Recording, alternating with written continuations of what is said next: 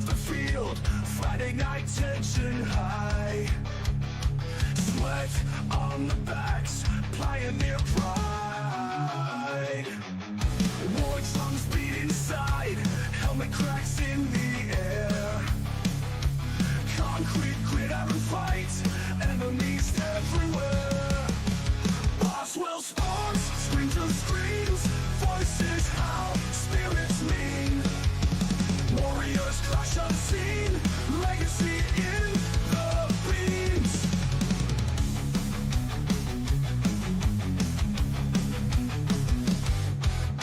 Dust settles under feet, victory cries loud and sweet. Heroes in the heat, a battle so bittersweet.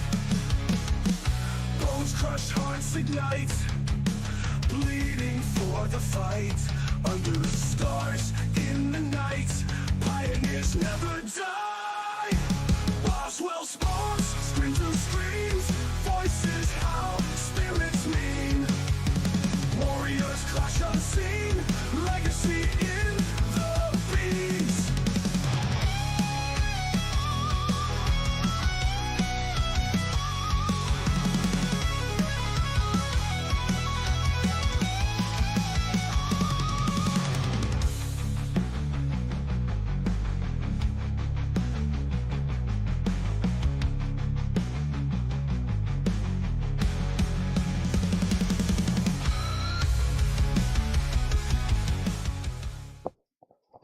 Good evening, Pioneer Nation, and welcome to Boswell Sports as we bring you tonight's big matchup between the Haltom Buffalos and your Boswell Pioneers. Hello, everyone. I'm Jim Howard, and joining me in the booth tonight is our producer slash color guy slash computer operator. We'll make it up as we go. Diamond is with us, and it's a skeleton crew tonight as Peyton Peterson is doing his live golf duties, and Cliff Foster, unfortunately, at home under the weather. So hopefully we'll have a good broadcast tonight as we get ready for the Battle of the O's. Battle of the O's. Haltom Buffalos come in at 0-2, but so do the Boswell Pioneers after a tough loss last week against the Saginaw Rough Riders and the battle for the wagon wheel. We'll see if they can bounce back in this one. Somebody's O tonight is going to go. Somebody will walk away with a win, and we sure hope that that's the Boswell Pioneers. It is homecoming night here at the FAC in Birdville, Texas, under clear skies. And, of course, our temperatures, when I looked and I got in my truck earlier, it was 105 degrees. I don't think that was right. Yeah. But as you can see, temperature is 80 degrees with a northeast wind at 15 miles an hour. But as I look at the flags down on the field, not a lot of movement, especially in the western end zone. So hopefully that won't be a factor. And then it says rain is 2% chance. And if that happens, it's time to buy some lotto tickets. Pretty much. I think I'll be one of the first ones out there. I just leave you in the booth. Keith, an exciting game tonight. The Boswell Pioneers still trying to find their identity with this young group of kids. Juju Visual Romero hoping to improve on his game, but some of the stats that I was looking and perusing through this week, Kyrell Robertson actually leads the district in receiving with 152 yards and averaging 9.50 in the receiving game. And that's impressive because it seems like we've called more players' names than him. And especially when you consider the last year, I know last game, he didn't seem to, I think got 3 passes to him last game, maybe? Yeah. Something like that. So, what he's doing was in the first game. Of course, that first game was a big game. Boswell came out and put some points on the board. Last week, they struggled. It was kind of, frustrating from the booth to sit there and watch, hoping that they would put something more out there. The other Pioneer that's in the top of the category in District 3-6A is Chance Lassiter, the Pioneer sophomore running back. He has 20 carries on the season for 244 yards, averaging 12.2 per carry, 6 touchdowns. He's got that long, of course, in week 1 was 71 yards. Right, and that just those stats though just brings to mind Ezra Carter, right? Yes. And so that's one good thing. And I feel like last week they didn't provide Lassiter the opportunities that they gave him in the first week, and so I think honestly this game lives and dies through him. I do too. And the key tonight for the Boswell Pioneers is going to be that defense. Defense has struggled a little bit. We saw a little bit better tackling out of them in week 2 as compared to week 1 against Boswell. And if they can continue to improve and if they can put pressure on this Haltom quarterback, I think the Pioneers have a good chance tonight to get a victory. Absolutely. And just like you hit it, it's that tackling, and hopefully, obviously we talked about it the last couple of weeks. Boswell's a young team, but they're going also up against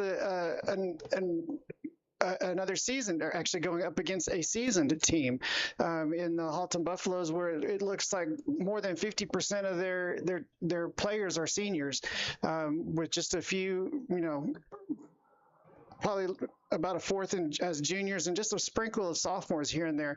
So this Haltom team has been together for a while in most cases, and is going to put a tough challenge up for Boswell. There you see the Pioneers schedule. 2 games in already. Here's the district standings for this week. North Crowley, of course, on top after an impressive win over the DeSoto Eagles. And then the Mansfield Tigers also at 2-0. In the third spot is the Crowley Eagles, followed by Mansfield Lake Ridge, and then the rest of the field there with Boswell Legacy and Weatherford, who suffered a loss to the Azle Hornets last week. So, things are starting to shape up a little bit. We're getting a little bit of a picture of what our new district looks like, and Pioneers hope to be in the hunt at some point. And and that you touched on that North Crowley game, man. To go up and take down a defending state champion and ranked number 1, number one, yes. And if I remember right, North Crowley was ranked number 5. So definite clear shakeup in the state standings, and something probably most people didn't see or think would happen. Interesting. I'd love to see them go up against one of the North Crowley to go up against one of the Houston teams that's kind of ranked up top up there. I'm drawing blank on North Shore. North Shore, yes. Crowley played North Shore last week and held their own. So got a couple of tough teams out there in Crowley. Yeah. North Crowley and DeSoto ended 57-51, but it wasn't that close. At halftime, North Crowley was up by 3 scores. Yeah. So DeSoto came back and made it look impressive. So, it's one of those things. We'll see what it looks like when it comes around that time for Boswell, and hopefully Boswell will be a team that has matured and seasoned, with this young group by that point, and be able to stay within range. Here's some of the notes on this game tonight. 8th meeting versus Boswell. You would think in a 60-plus year history that the Haltom Buffalos would have met Boswell more than that, but no, this is number 8 for those guys. And 2023, the Buffaloes' overall record was 2-8. We'll see if they improve on that this year. They are 2-5 all time versus Boswell. And then what's really interesting is last season, the first ever that I could find an incomplete game there at Boswell. If you remember that game, that's correct. It was a thunderstorm came in. There was a lot of lightning. They kept getting delays, and finally the coaches just said, "You know what? We can't come back on Tuesday or on Saturday because we both have Thursday games next week. It's just not worth it." And so the game ended 6-3. And as I tell everybody, I call that one a win for Boswell, but first incomplete game. And then Haltom's record so far, like we said, is 0-2. Their meetings against Richland in a crosstown rivalry game, 38-17. And then last week, they had a thriller against Mansfield Lake Ridge, who's one of our district opponents, and lost to them 34-26. And then if you look at the Max Prep rankings, which I've kind of been on the fence with their rankings this season, but Haltom's ranked 259, Boswell 212. So they're showing Boswell to have the edge. We'll see if that translates onto the field. Here's their quarterback comparisons. As you can see, Juju with 38 pass completions to Munavong 17, and then Juju definitely with more impressive stats. The big one that jumps out for me, or two big ones that jump out for me, 3 interceptions for Haltom, 43.7 on the quarterback rating. Wow, that's interesting considering that he's a senior this year. So, and I'm trying to remember. Let's see, where is he at on that list? Yeah, so that's not a name I recognize from last year. No. Of course, last year you just hit on it that it was a game that was called, just into the second quarter, if I remember right, last year. So we wouldn't have gotten an opportunity to see any of these guys last year, so it'll be interesting to see what happens. Yeah, see which quarterbacks we get tonight. Take a look at our running backs now. Look at the comparison on those guys. Let's see. Should be. Maybe not.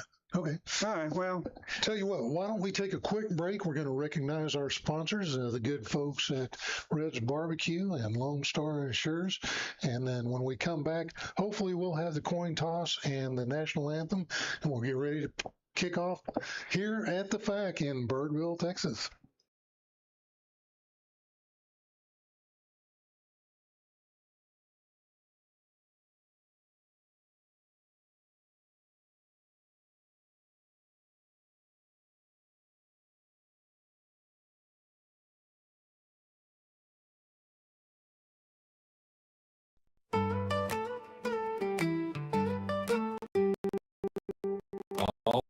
Center 35 down on Boat Club Road. There's a place folks gather and let their troubles unload.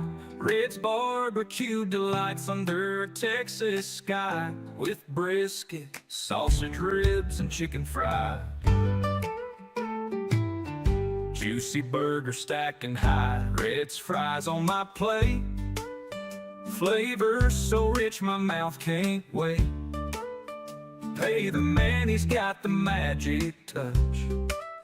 A bite of heaven, it's never too much.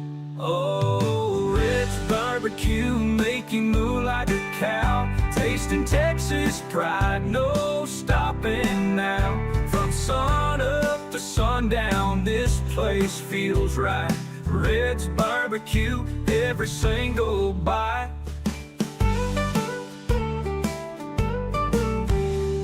Fried steak, crispy and brown, the tastiest food in our little town. Sauce is poured with love, smoking so and old time. With friends and tunes under the barbecue lights, laughing and eating through the warm summer nights. Grill marks are painted, a culinary art.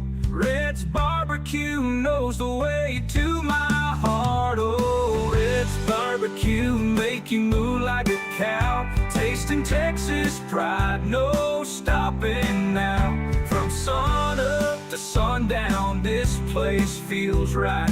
Red's Barbecue, every single bite.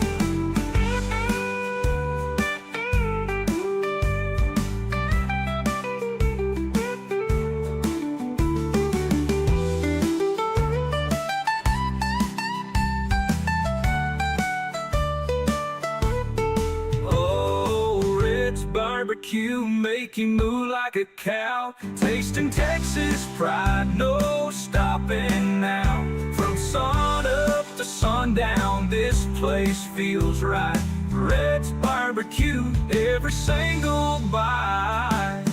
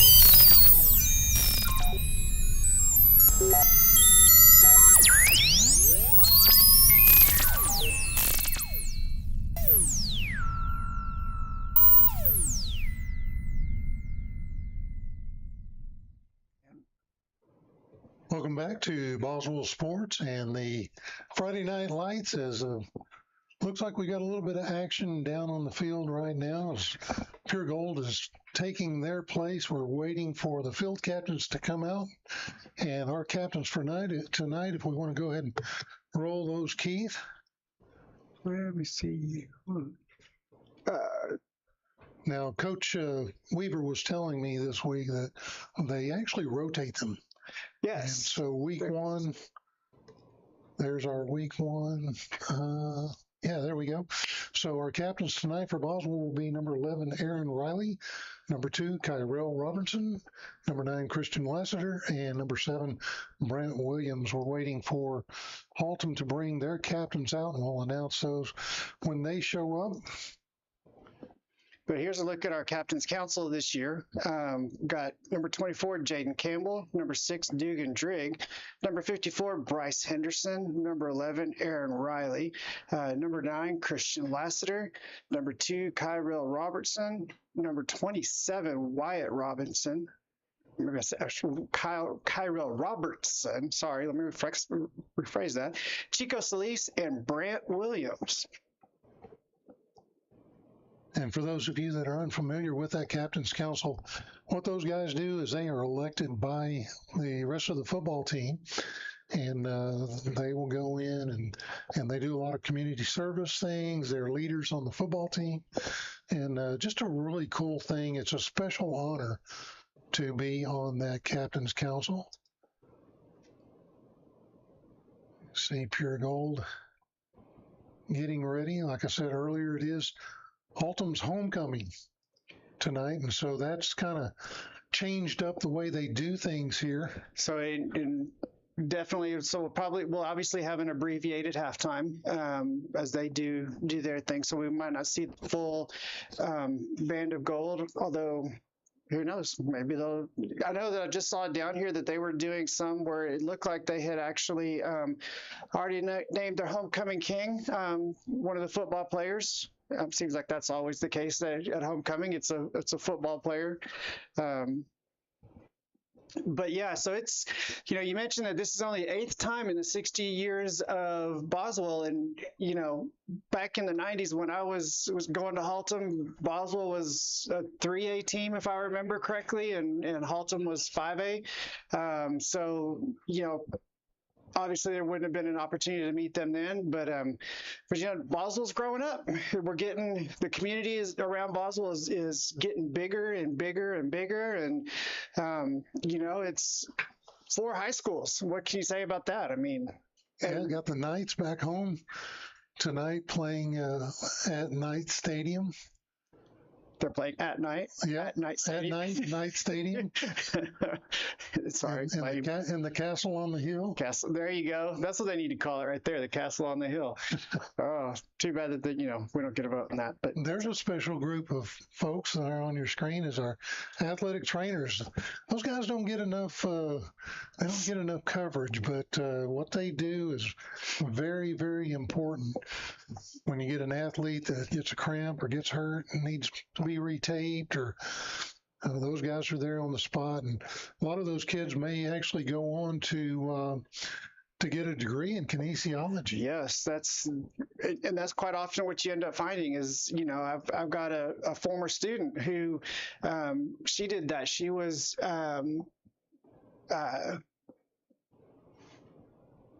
my mind just totally went. Sorry, I was trying to do. Anyways, she was. You'll learn a lot of that tonight, folks. I know, yeah. She was a trainer for the football team at the school that we taught at, and she went on to study kinesiology as well. So it's definitely that's one of those that it takes a special person to do, because you want to take care of everybody. So obviously they've got a lot of nurturing instincts in them, so that's a good thing. Well, and it can lead to so much more. Some of these students may actually decide to go into actual medicine. Yes. Become doctors or nurses or what have you. And so just a good program. Really appreciate the job that those guys do. You saw Sandy down there talking to that group. That's one of her favorite groups as well. well, and I got to give a shout out to Sandy tonight because she is suffering. Is that Yeah, tooth still bothering her? well, she had the tooth taken out. They had to go in and put in cadaver. Yes. Yeah. Cadaver bone and rebuild the socket, and she's going to have a false tooth put in its place. I've got one of those. It was not a fun experience. I can attest to that. So I certainly appreciate what she's going through. Aaron Riley. So he's got his jersey on, but he's not going to play after suffering an injury last week. Yes. And it was, if I remember right, it was on the horse collar tackle. Yes. So grabbed him from behind, and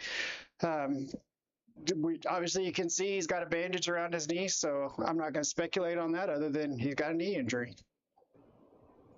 And then our captains for the Buffaloes tonight, as you see them there from left to right, is going to be number 30, which is Damian Bates. Number 10 is Jaden Davis. Number 53, Angelo Padilla. And number 14 is Grady Tucker. Oh, I thought you were reading Boswell. I was like, Jim, no, you're not on the right page. No, that's a Haltom group. Yeah, it's going to be interesting tonight, guys. You've got somebody and myself who doesn't get an opportunity and doesn't need to talk much to try and help kind of fill in some gaps, and Jim, who's going to be running the cameras and play-by-play, and so I apologize if it's going to be interesting. It is going to be interesting. We're missing Peyton, but we are missing Peyton. He's off doing that fun stuff, getting to rub elbows with the celebrities. Yeah. Up in Chicago, I think. Yeah, if I remember right, that's exactly right. Up in Chicago. All right, so it looks like Haltom has won the toss, and they've elected to receive, and they will be they will be defending the west end zone. Haltom will be defending the east. As you can see, and that's one of the things that I hit on too, Jim. You and I were talking about this prior to the broadcast. Is that nobody gets a heat advantage tonight with the east-west facing stadium. So both teams are going to get hot. Hopefully, they made sure that they were well hydrated this week, got the water in them, and we won't have to worry about cramps too much. Hey, folks, love that you've tuned in tonight. We'd love to hear from you. Where are you listening from? Where in the country, whether it's here close at home or, whether you're in Ohio or Oregon, love to hear from you in the chat room. There's our flag runners for tonight for the Boswell Pioneers.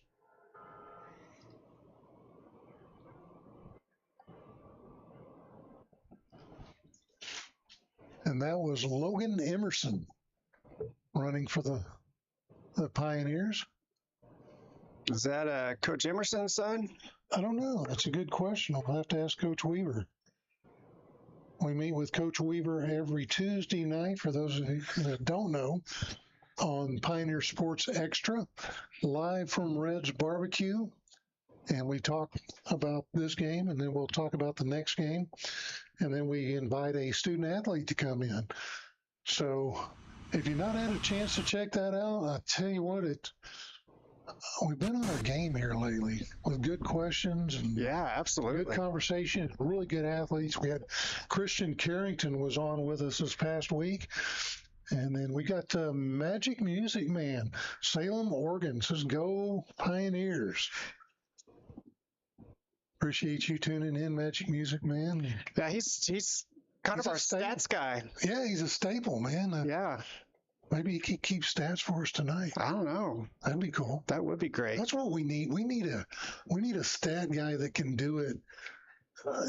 Even remotely is fine. Absolutely. Being able to kind of throw in some, what's the running back's yardage at that point, something like that. Of course, he may just want to enjoy the game, so I wouldn't blame him. We may or may not have crowd noise tonight. Trying to find it here. And think that's all we've got. Yeah. So it'll sound like we're broadcasting from our living rooms tonight. And, not much we can do about that. Under direction of Austin Heavily and ladies and gentlemen, getting ready for the national anthem. Keith, you may have to sing this. Yeah.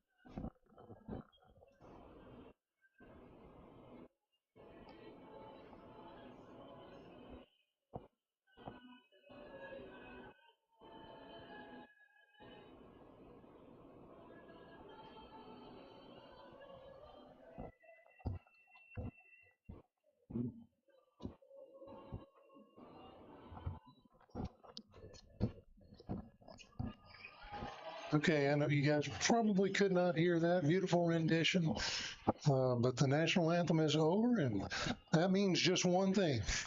It's football time. We are ready for some football.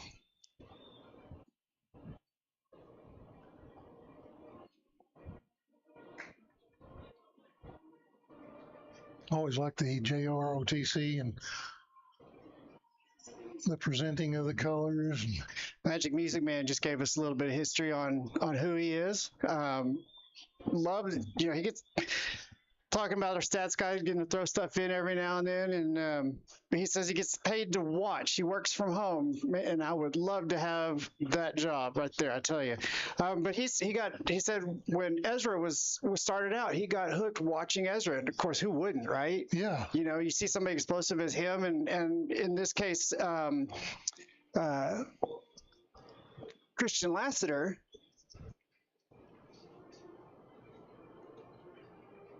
All right, so kickoff team will come out, and we still do it old school here from the 40-yard line. None of this NFL stuff where kicking off. They're kicking off on the other side of the field and trying to land it in the zone. And that I don't even want to get into that. Go ahead.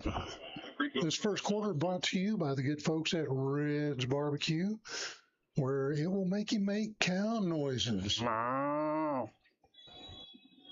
I missed that. Big old moonshot. Oh, ran into each other. Pioneers get down there quickly, and the returner gets back to the 30-yard line. And that's where Haltom will start this first drive of the evening. Munavong, the quarterback for the Buffalos. Good to see what kind Oribe there at the nose. I was just fixing to bring him up, big old Oribe. See what kind of damage he can do tonight. Always look at the first drive just to see what kind of push the offensive line gets. Oh, there's a good stop in the back. Yes, so the handoff is given to Jackson, the running back. And that was Brandon Severs on the tackle for the Pioneers. And that's what I was talking about right there.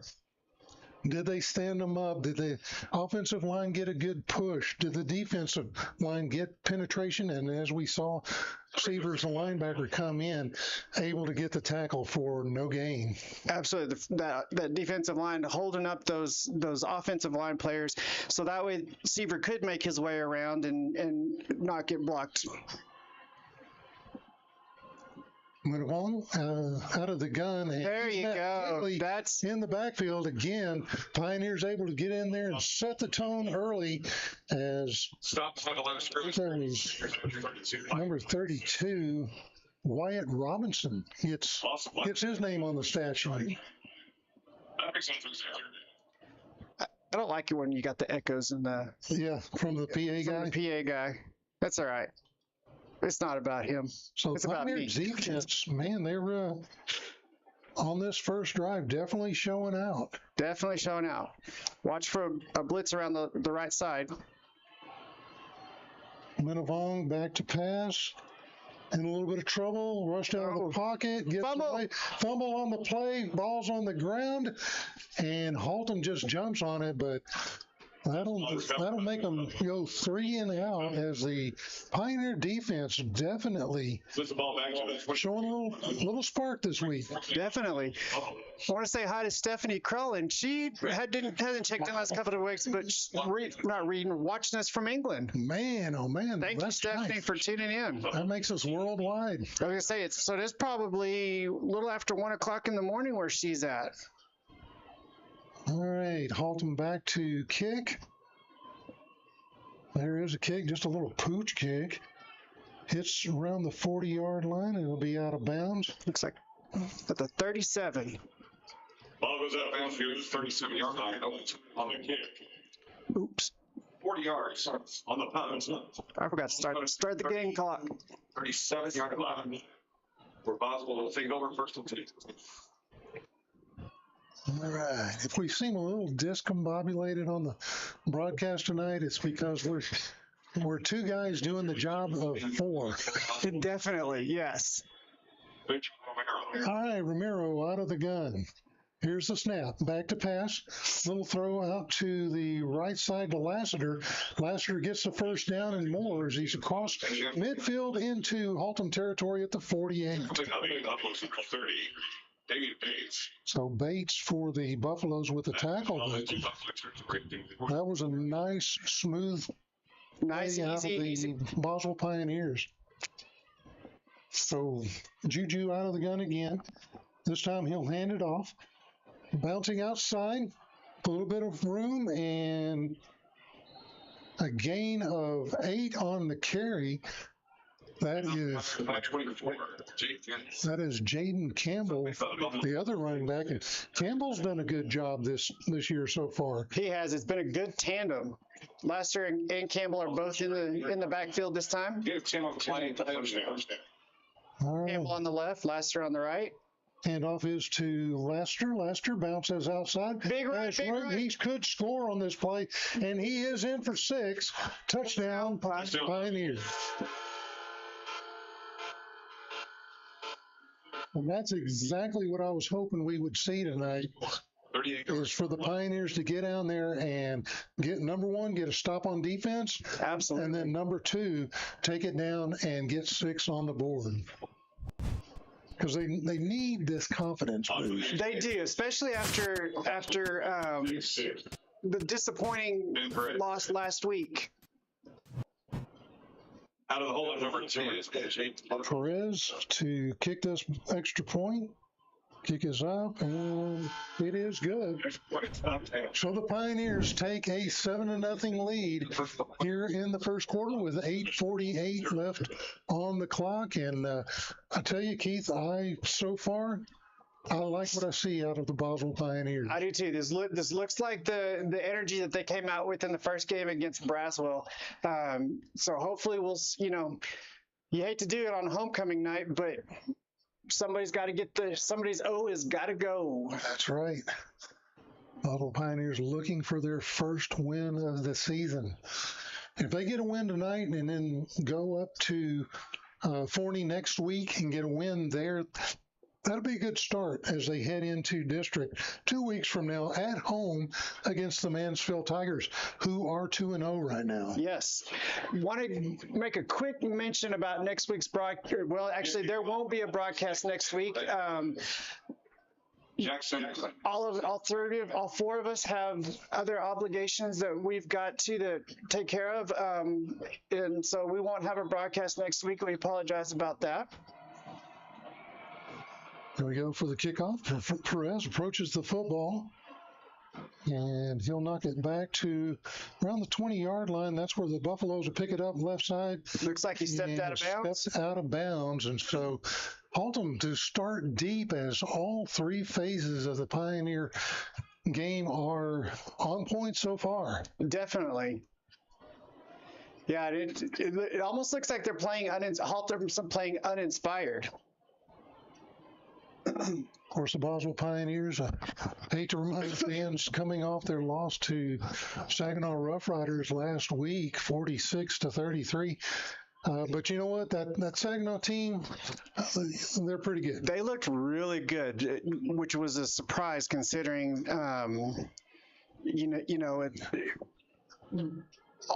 typically it was a game that you would think and anticipate a Boswell win. Here's the handoff, running back down the right side, and still on his feet. A big game for the Buffaloes. That energized the Buffaloes a little bit as Keenan Jackson picks up, what is that, 45 yards?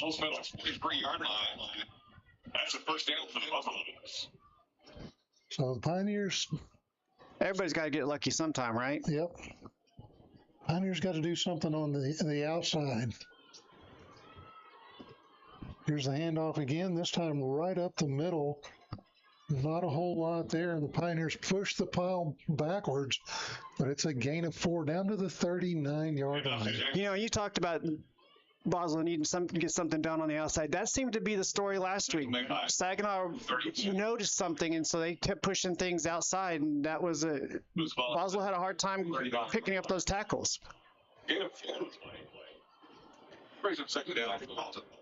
Daddy Dave, no, they look red, but those are actually orange Buffalo uniforms.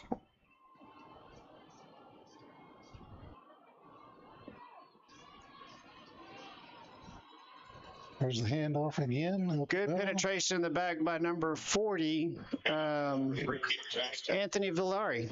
Yeah, Jackson again on the carry. Picks up 2. And that'll put them into a third and 5 at the 38. Buffalo's run the wing T. How long's it been since you heard that? I don't think I've ever heard it. Honestly, since I've been doing this in my fourth year. That's old school stuff from like back when I played. Yeah. Back when we used leather helmets. Here's the snap. Back throw. Oh, ball is tipped and incomplete. That's incomplete. 4th and 5. So 4th down for the Haltom Buffalos, but there was a flag on the play for false start. Oh. Pioneers will decline that. That makes it 4th down.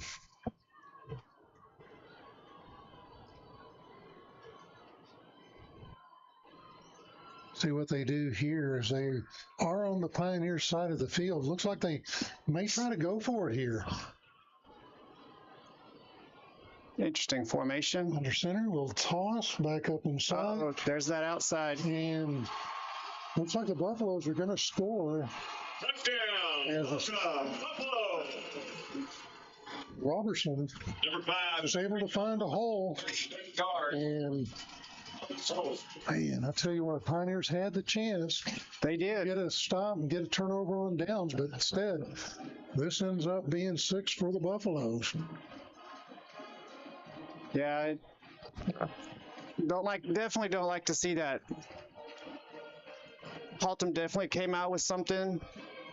Looks like they saw the outside that is plaguing Haltom. It is up and it is good. We are knotted at 7. This might be one of those games where if you like offense, it's going to be for you. Well, the second series a little bit different than the first for the Boswell defense as they gave up 2 big runs. One, of course, that ended up putting 6 on the board. But, Two big, about 40-yard runs. and I can't really say too much about that one being to the outside because he actually went inside and then bounced it outside. Yeah, so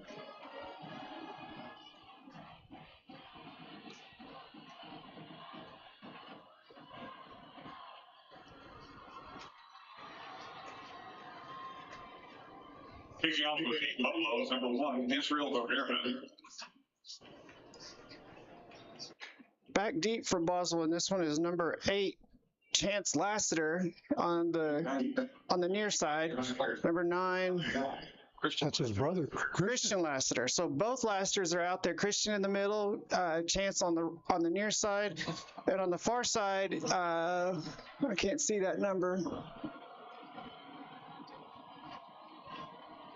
maybe Carrington. High moonshot is fair caught at the 25-yard line by Jaden Barboza. Gets called out for chance. Jaden Barboza at the 25. Pioneer offense going back to work. See if they can answer with a score of their own. And a lot like last week, as the Pioneers jumped out to a 14-7 lead over Saginaw Rough Riders, and you thought, okay, Pioneers are going to have their way. They let them hang around. But then that came back. Saginaw, it was like once they had that kickoff for a return for a touchdown, something happened with Boswell.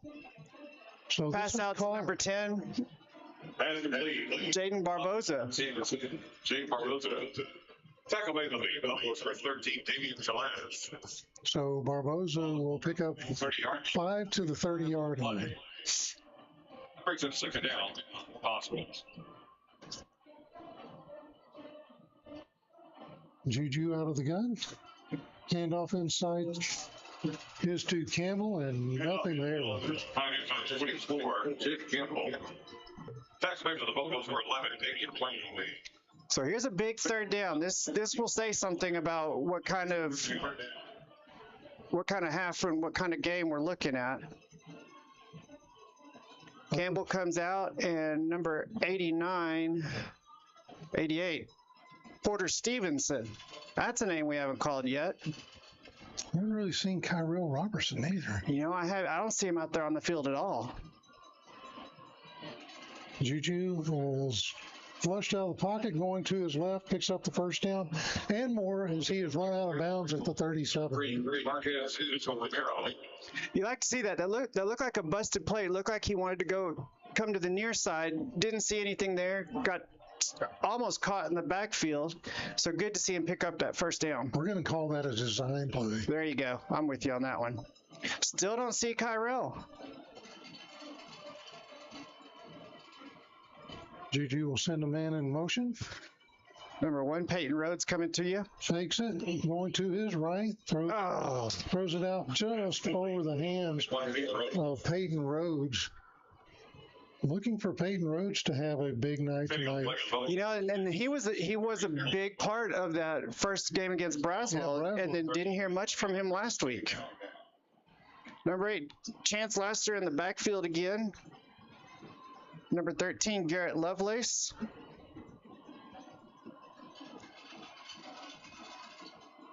There's Romero with the toss to Lassiter. Lassiter looking to turn back inside, but there is a flag on the play. I'm going to call that holding on Boswell. Boswell, yeah.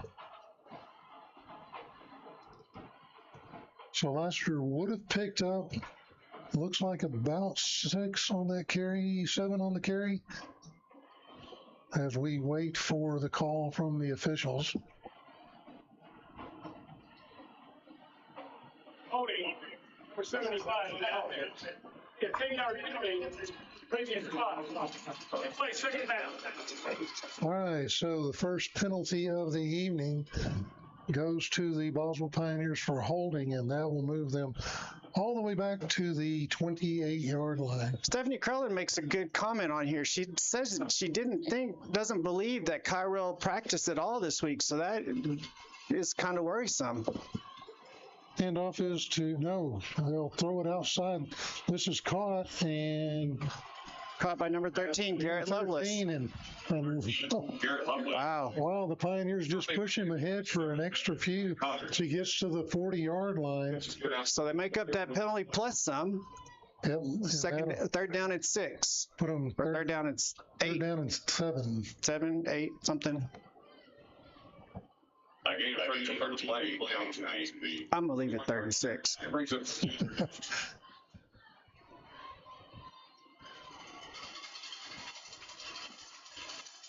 Well, last year in the backfield, 3 set to the left. there's Juju back to pass, has time in the pocket. Now he's flushed out and looks like he's going to be sacked. And he'll be sacked back down at the 37-yard line. And the Pioneers are going to have to pump this football away. Definitely something you don't like to see on the second series of the game. You really hope that Haltom would come back, or excuse me, Boswell would come back and answer that Haltom touchdown. But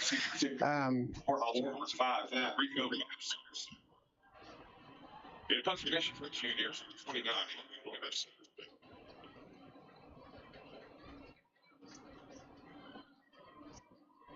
I think you're too far into your own territory to try and do a fake here. So, oh, that was a bad punt. Off the side of his foot. No return on the punt. No return. They will spot the football right at midfield. Ball spotted at the possible 45-yard line. Oh, 45. Wow. Originally, I thought that they had it there at the 50, but Yeah, well, look, that's good field position for the Buffalo. that was basically a 5-yard punt. Haven't seen a whole lot of punting from the Boswell Pioneers this year. No, they haven't. Of course, that Boswell game, they didn't punt once in the first half. They need to. They were running that ball. Inside handoff and nowhere to go as Jackson is bottled up for no gain. On the stop for the Pioneers. Here's number 40, Anthony Belliari. Ball stays at the 45-yard line. You know, Brings up Peyton Peterson last week said that he really wanted to see more of Peyton Rhodes. And I think, you know, if Kyrell is not playing, that we're going to definitely have to see more of Peyton Rhodes today to keep this team alive. Okay, the handoff again is to Jackson, cuts inside, and there we go. Several missed tackles allows him to explode for a first down at the 32-yard line. It was number 9. Yeah, and there's that tackling again that we were worried about from that first game and last game as well.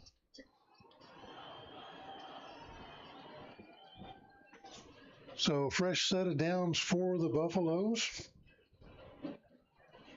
They'll take their time coming to the line. And Pioneers having trouble with the running game. This time is a toss out to the right, and Pioneers will stop them after a gain of 4 on the play down to the 29.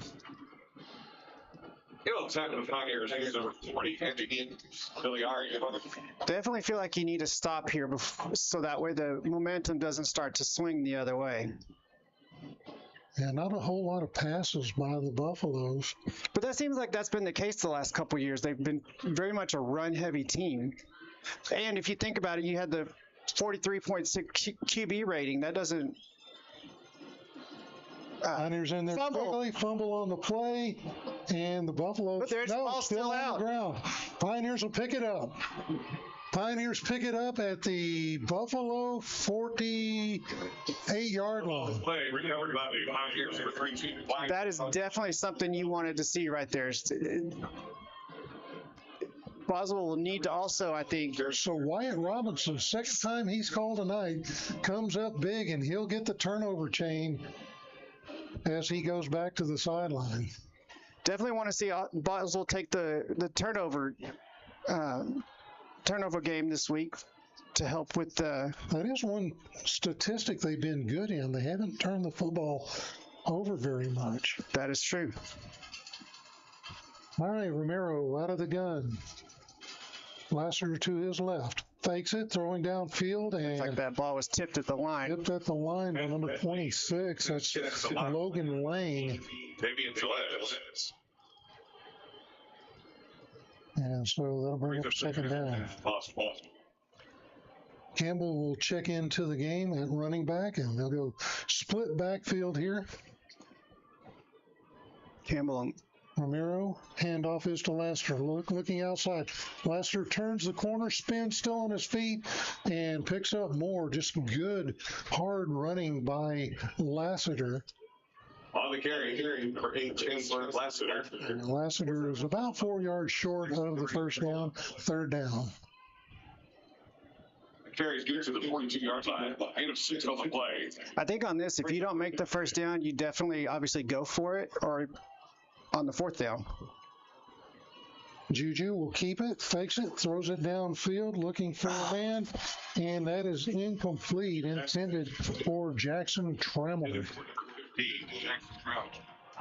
Tried to look downfield before he had the ball in his hands. So yeah, the Boswell Pioneers faced with fourth down. That brings up fourth down. 4th and 4 here on the Haltom side of the field, and I don't know what they do here. I don't know if they go ahead and try to pick up that 4 and force Haltom to go the length of the field, but that's moot because Romero out of the gun. Good block by Lassiter on that one. Rolling out to his right, looking, and he's not going to get it. No. That'll be a turnover on downs, as there was nothing downfield. I think if he would have kept running hard, he actually would have made that. It's just it was that kind of stutter that he did, trying to decide which way he wanted to go. So Haltom gets a stop after a turnover. They're on 39-yard line. Haltom last week with 3 turnovers. One already in this game tonight.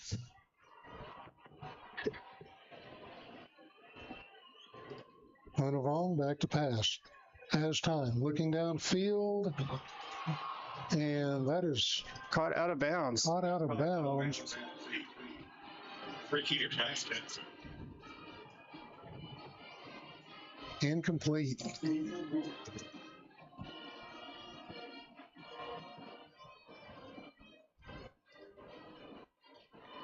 If they would have called that complete, I would have had to jump down the field. Yeah.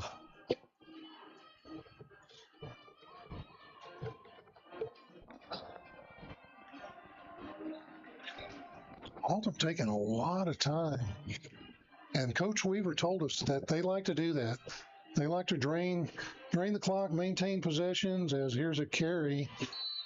And run out of bounds is Roberson. Credit to tackle Pioneers as well. Brandon Singer. Looks like we have an official timeout, so we'll take a quick break here on Boswell Sports.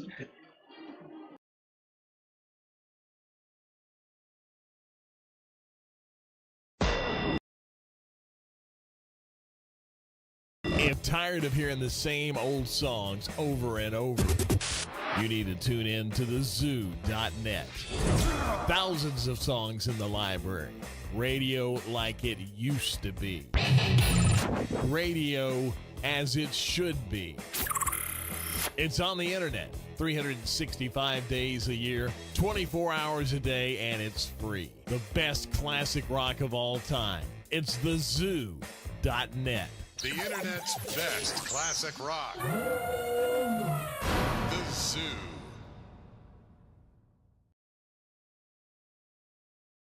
Oops. And welcome back. Coming out of the break. It looks to be 3rd down and 7 for the Buffaloes at their own 42-yard line. Mudawong out of the gun. Empty backfield. Mudawong just keeps it running to his right. and picks up a good game. Design And QB. that's enough. Dominique Lunaball. Lunabong Tackling by Pioneer. with the first down into Pioneer territory at the 45-yard line. Pioneer territory. 13 on the play. And that's first down for the Buffalo. So Pioneer's struggling on third down to convert it into fourth down.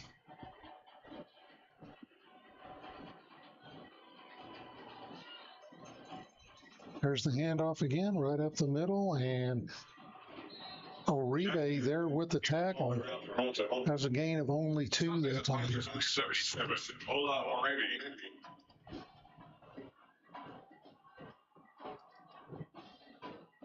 Oribe, the big nose tackle for Boswell. Looks like he's got a little bit of trouble with his hat.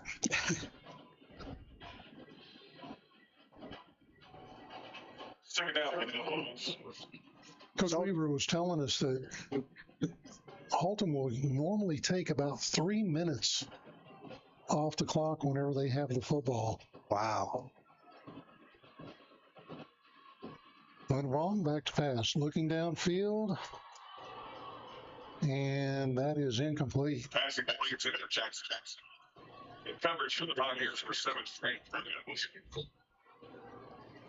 They're down in 8. Let's see There's a third down. if Boswell can get the stop here on this one. Get the. I don't see Haltom punting from there.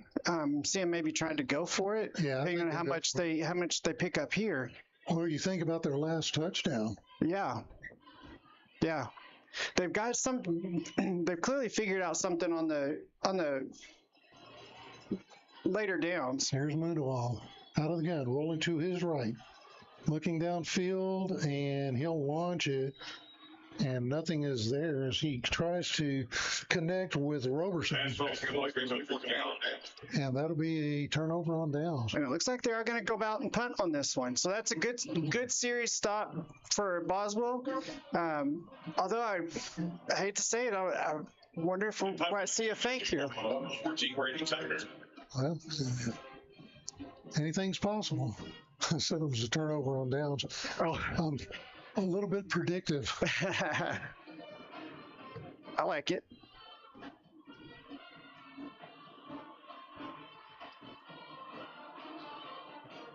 Kick is away.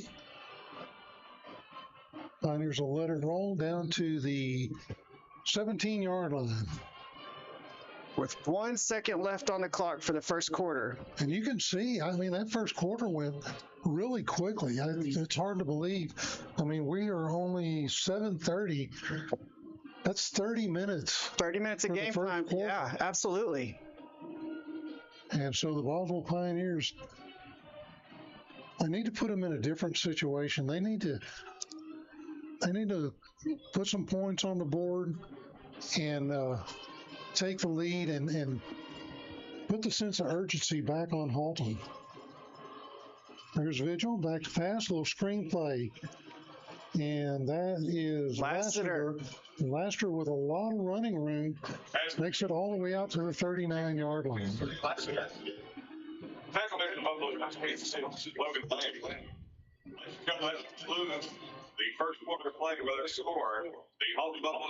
And that'll end the first quarter as the Boswell Pioneers all knotted here with the Haltom Buffalos on homecoming night at the Birdville FAC.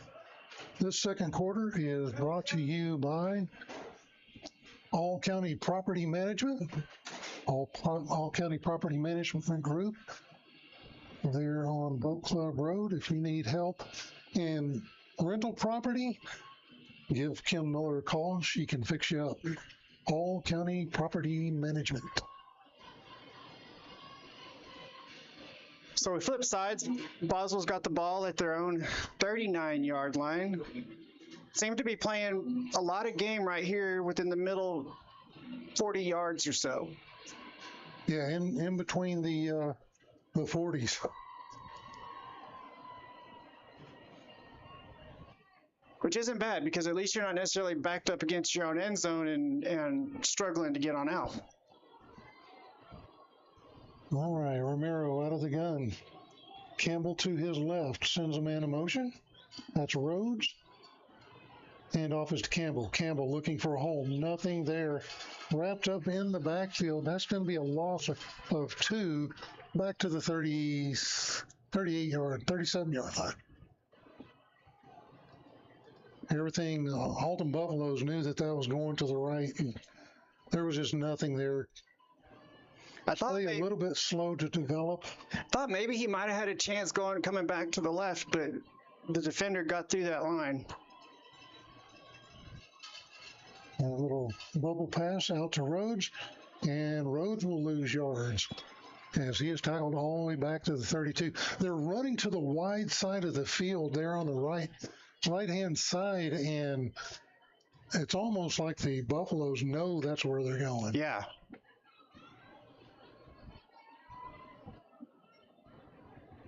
So third down and a long 15 to go for this Pioneer offense, who on their first drive looked like they were just going to have their way with the Buffaloes, but been kind of stagnant here. Yeah.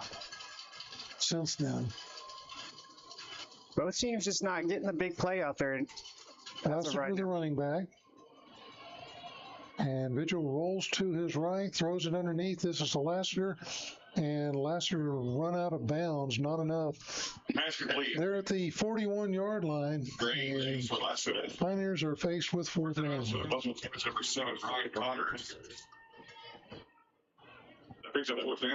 Fourth and 8. Yeah, I think on this one I'm going to have to agree. Even though you're on your side of the field, so definitely it's going to be a smart call to go ahead and kick this one away. In the words of Waterboy, to live another day.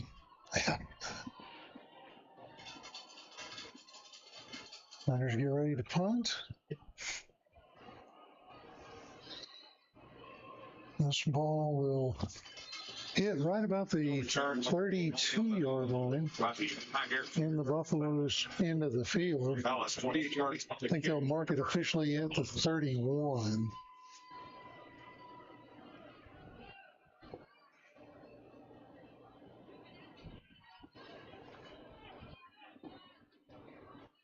Need Peyton back here something fierce. Yeah. Again, we apologize for the pauses. You got me trying to keep up with the computer and the score and all that stuff, and Jim trying to talk his way while steering the cameras. 3 cameras. Here's the fake as Munavong will keep it. Nowhere to go. Nice negative yards for the Buffaloes back to the 29. Second down. Second and 12. Munavong was smart on that one. When he recognized he didn't have anything, he tried to go down on the spot, but ended up losing an extra yard or two thanks to the Boswell push. Like the Pioneers have some different personnel in there. Different bodies showing blitz. Here's the handoff left side, and working his way through traffic is Roberson. There's that big play that gets the first down. And Roberson just doing a good job of following his blocks. The Pioneers push backwards a little bit. That's a first down. And it's interesting is that their plays are going, last week we talked about their plays were going on the outside. Haltom is now taking the plays on the inside. So I wonder if maybe they're thinking that Boswell worked on that outside containment. Well, they're running right at number 42, Chico Salas. All right, Pioneers, good job that time of penetrating, getting in there to make a stop. That's Maui Alo. And so that'll be a loss back to the 40-yard line as we go 1 step forward, 2 steps back.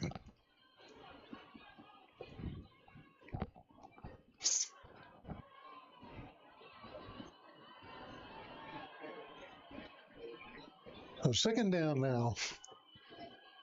Munavong, handoff. Up the middle, and driving his way down to the 45-yard line So just played by Seaver. is Roberson. The receiver's name being called again. So they are seeing something on their right side. So makes you wonder what they're trying to do. If maybe even if they go in the second half, they try to go the other side. Little trap there with the 3-back set, and they'll do it again. Little toss play coming to the right, and the Pioneers snip it out. Taking the carry for the number 20. And that's back-to-back tackles for Maui Peters. Hello, number 42. Chico Solis.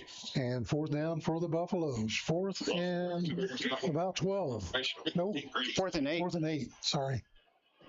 Yeah, they lost 2 on that one.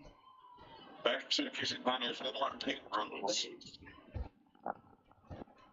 So, yeah, Rhodes back there where normally it would have been Kyrell Robertson.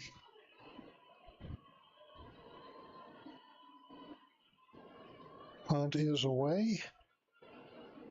Good punt. Yep, good punt. We'll go over the head of Rhodes. Wow. Back to their own 1. Wow.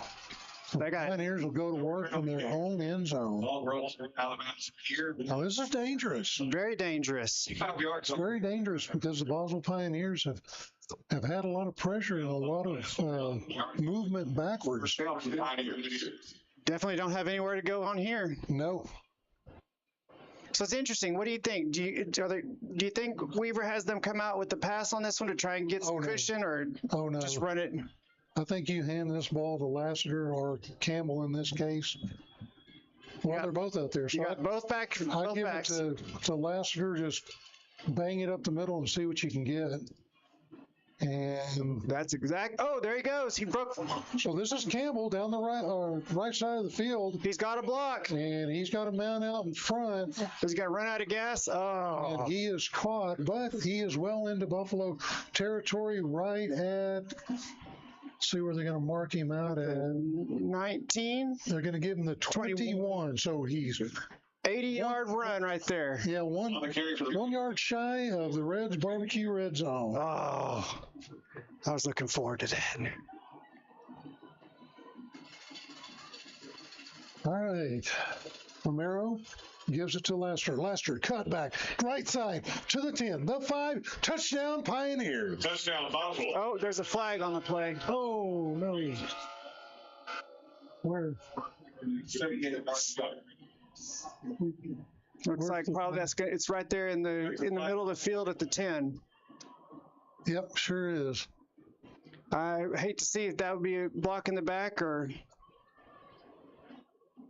a hold. See what the indication. Because that came from the near side judge, the near side backfield judge. A little bit of discussion here. I hate to see this called back on the Boswell Pioneers, but I'm worried that's what's going to happen. Weaver doesn't look happy. oh no. 15 yards. He's following them. Wow, so not only is it not a touchdown, they're going to back them up 15 yards.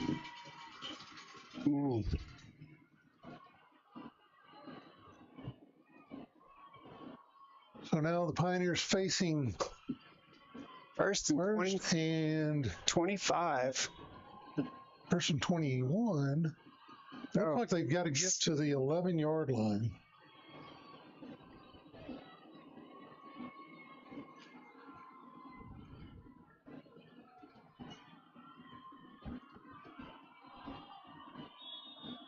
Pioneers just taking their time here. Looking to the sideline, 19 seconds on the play clock. And they're probably going to have to call a timeout here. They're down to 12 now. The whistle stopped, but the play clock's still running. Yeah, 8, 7. Well, it looks like they reset the play clock. Okay. Maybe that's what it was. Is they Yeah.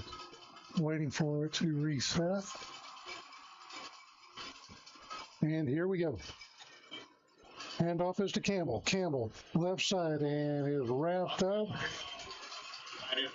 as he gets to the 22-yard line. Second down. So picked up a little bit.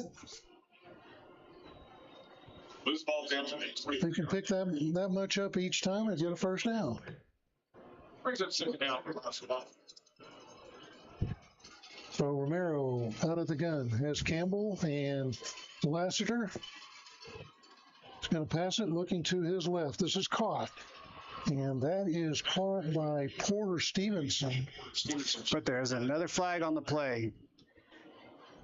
I'm wondering if that's going to be defensive holding because the Boswell player was on the ground. Another one. No, this is against Boswell Pioneers. Another block below the waist called by that same referee.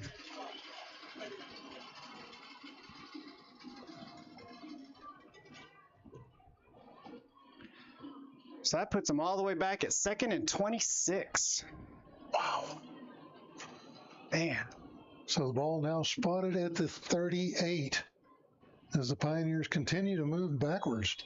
There's that 2 steps forward, 1 step back. Yep. Romero out of the gun with two back set. He'll fake it to Lassiter, in trouble, and evades one tackler, and then he's sacked all the way back at the 50-yard line. Only the sack. Number 26. Logan Lang. This is not what you want to see. 3rd and 39. Goodness. That's almost, let's just see. I don't even know that I'd even try a long pass. I'd just. Well, Pioneers will bring in a load of substitutes here, trying to find something for that offensive line.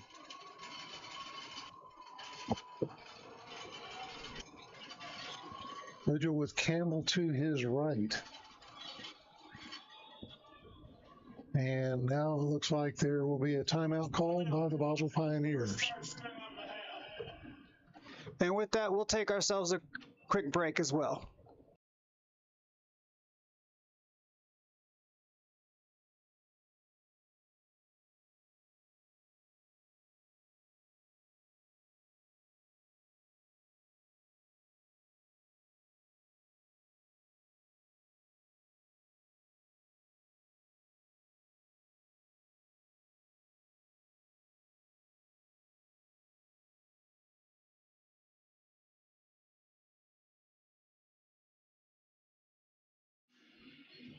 And after that break, we're coming back with Boswell facing a real tough 3rd and 39. And there's one of their biggest weapons right now on the sideline. Oh, this popped up with the Kyrell Robertson not in the game. And then, of course, there's one of their captains out as well. Aaron Riley. Yep.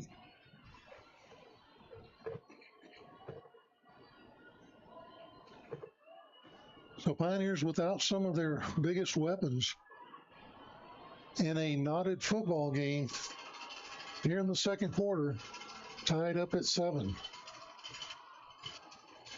Romero back to pass, in trouble, rolls out of the pocket, looking to his right. He'll just keep it this time.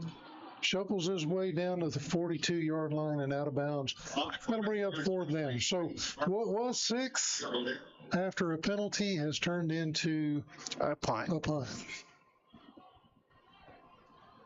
Pioneers have done a good job of not committing the big penalties, but they got 2 large ones on that drive. Yeah, it's almost like they've got more penalty yards now than offensive yards. Here is the kick. It'll be taken at the 2-yard line. There you go. Good tackle. Nice open field tackle that time by, who's that, 14? No, that is Campbell. Campbell on the tackle for the Boswell Pioneers. Well, just like so now Haltom is deep. They're taking their turn. Man, this really is just one of those back and forth. They're matching each other in field position. Yeah. Yeah, I think the Pioneers' last drive started at the 1. Yeah, and They actually took it down the field, scored, and then penalty after penalty just drove them back and ended up punting the football away. And now Haltom's starting deep in there. So let's see if Boswell can make a big stop right here. Well, here is the toss. Pioneers are there, and On the toss. doesn't look like there's going to be much. Maybe a gain of 2 out to the 10. I thought they were starting at their 2, Keith. They actually started at the 8. Yes. Gain of 3 out to the 10. Actually, looks like they started at their 7. Yep, start at the 7. There's Haltom again, taking a lot of time off that clock. Yeah, 5 minutes left to go here in the first half. And this, Here's the handoff again, up the middle. Nice job that time by Uribe coming up the middle. And it doesn't look like they got anything on that carry. It's third down. looks like they got picked up 5 or 2. And here, we talked about the first quarter taking right at 30 minutes. Here we are, 17 minutes into the second quarter, and the clock is still running. We're 4 minutes out from halftime. Good news is the Pioneers will get the football to start the second half. Moving along, back to pass. There's a flag on the play. He'll throw it down the left side and incomplete. That ball intended for Roberson, who actually had a step. He had a step on Mondongo's. Looks like the call is going to go against Haltom. Upside. Oh, I was wrong. It's an automatic first down. Replay. Oh.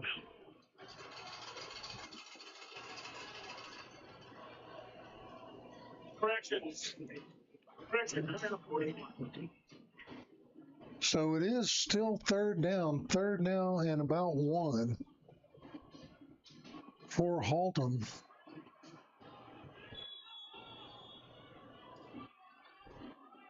The Pioneers can get good pressure here and drive them back.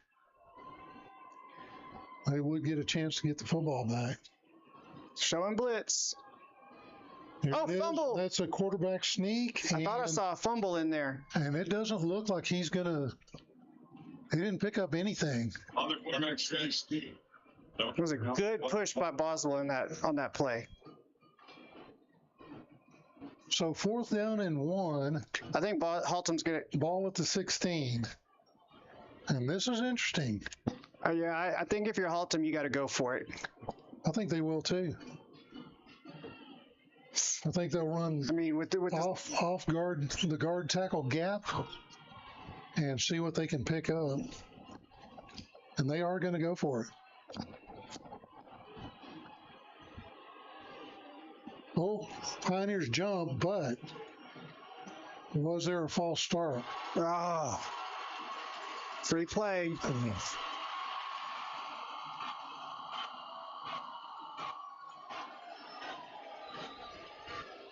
Looking for a flag on the play because there was all kinds of movement on the line.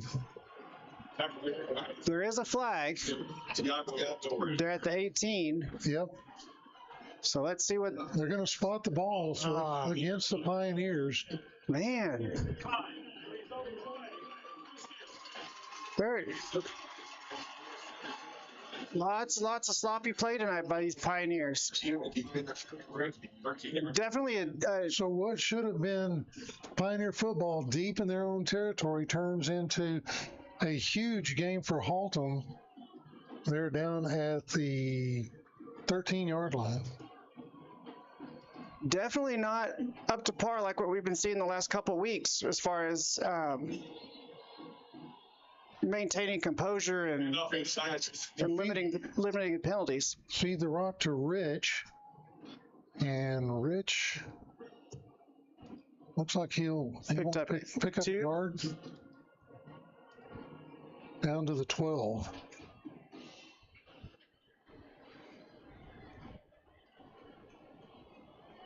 Haltom may be content to try and just drag this clock down and see if they 226, yep.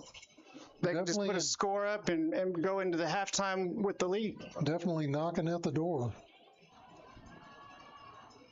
Munavong, little toss play, right side, and still on his feet, and that's a touchdown for Haltom. Oh, that's interesting. That's new. Okay, that is wild. That is wild. They've got LEDs going on. I've never seen that in a Wow. high school football. I have not either. So they got orange lights and the regular stadium lights, and when they score, that's They pretty wild. flicker them.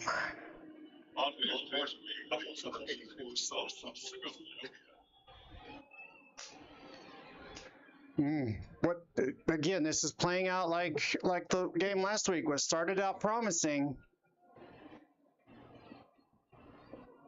Kick is up, and it is good. Haltom Buffalos take a 14-7 lead over your Boswell Pioneers.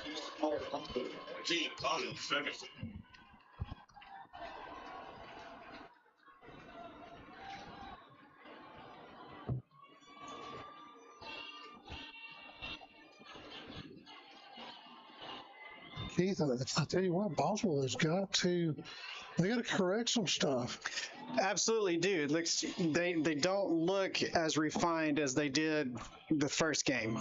Yeah, the Braswell game, pretty sharp, pretty crisp as far as penalties go. Of course, they suffered from the ability to make the tackle.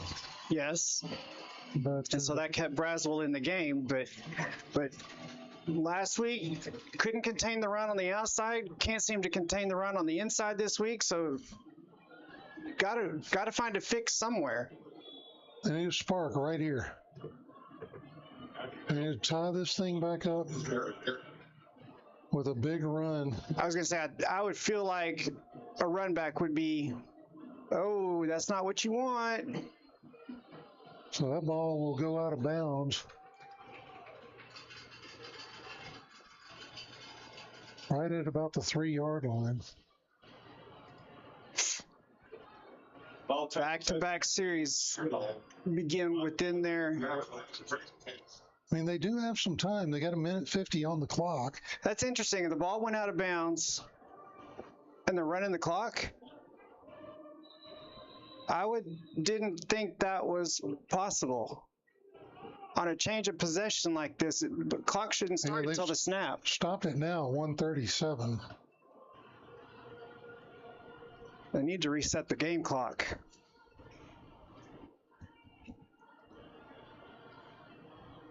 Start driving.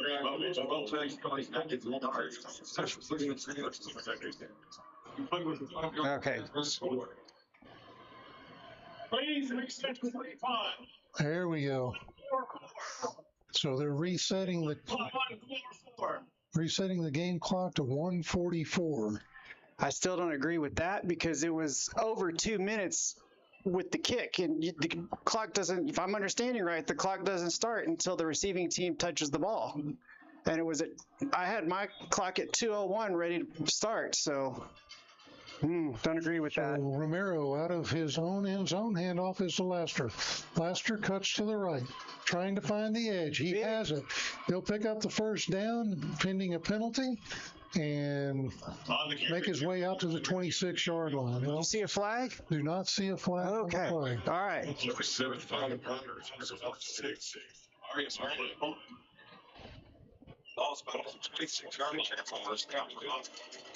Romero, handoff again is to Laster. Laster tries the same side, but that time no gain. Looks like they're going to give him a yard.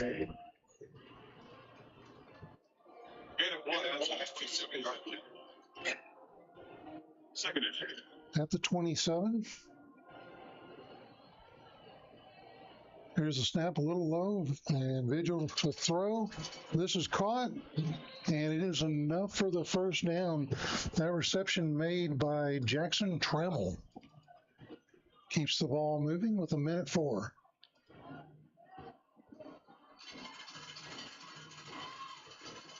Handoff is to Campbell this time. Campbell looking for a hole. Nice little run there as he picks up 5 to the 45.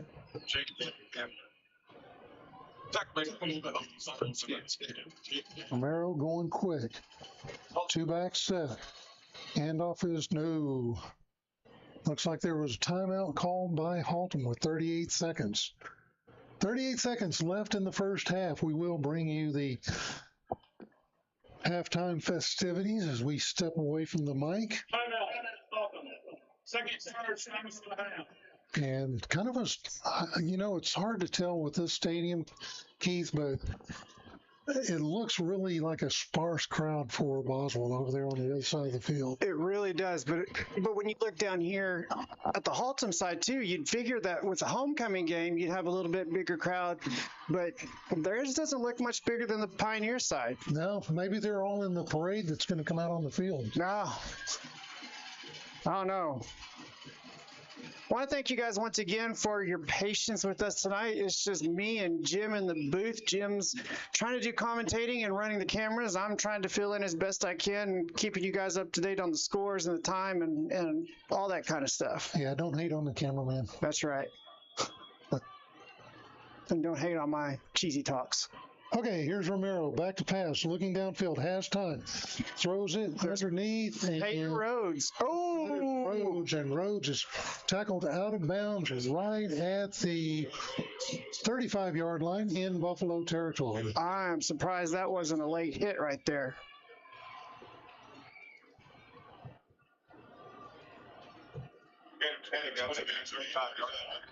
So there's a name that we talked about that we needed to see more involved is Peyton Rhodes.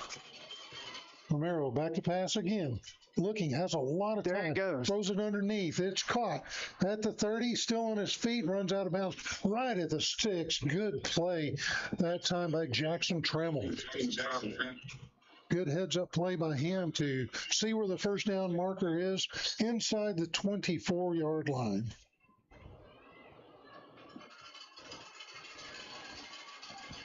$20 seconds left. Boswell has to get some points on this drive, regardless of what it is. Clock is stopped.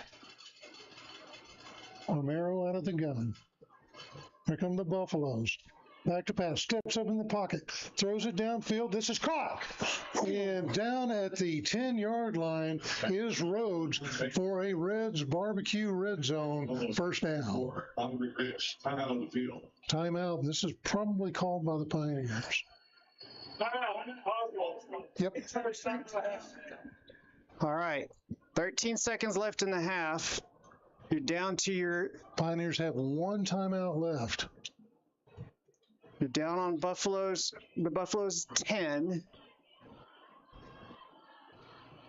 So first and goal.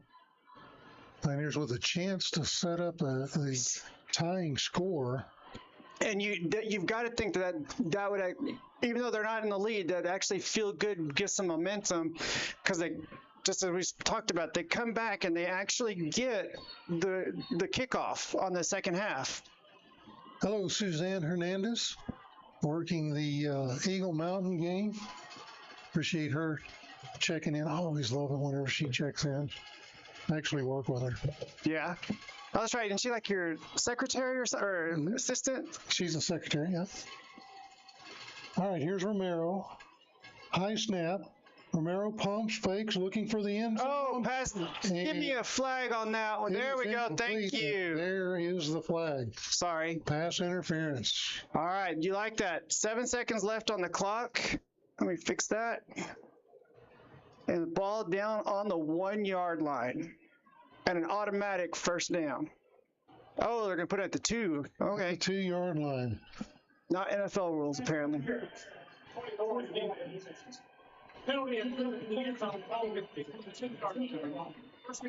All right. 7 seconds. 2 yards to go. Man, you got to give it to Laster and just let him put it in. But be quick to call a timeout. Yeah, I think they will probably go. I'd love to see them go Gata here. Yeah. How do they bring in their big men and a blocking package? But it looks like they're going to have 2 receivers, two on the right, two on the left. Laster in the backfield. Reset the game clock. 7 seconds. 0 seconds. Man, that game clock operator is having a hard time tonight. Struggling.